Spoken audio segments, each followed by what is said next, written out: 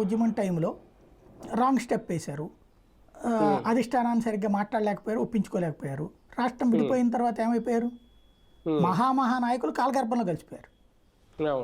రాజకీయం చేయడం మానేసి పక్కన కూర్చుంటే కాలగర్భంలో కలిసిపోతారు.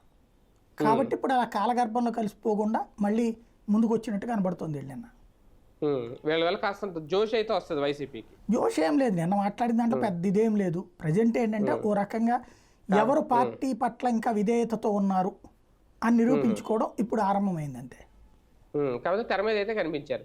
సార్ ఇదే టైంలో విజయవాడ ప్రధానంగా ఈ రాజకీయాల్లో మొన్న దేవినేని అవినాష్ కానీ లేదంటే తలసిల్ రఘురామ్ వీళ్ళకి ఒక రకంగా ముందస్తు బెయిల్ రావడం, ఇప్పుడు అంటే వాళ్ళు అరెస్ట్ అయిపోతారు అనుకుంటున్న టైంలో అదే టైంలో వీళ్ళు ఇప్పుడు బయటికి రావడం, జగన్మోహన్ రెడ్డి గారి పార్టీకి సంబంధించి ఏమన్నా కొత్త లేని ఏమన్నా ఎంచుకుంటున్నారా? ఏముంది అందులో, అట్లేం లేదు. ఎప్పుడు తప్పుడు నడిచిపోతూనే ఉంటుంది.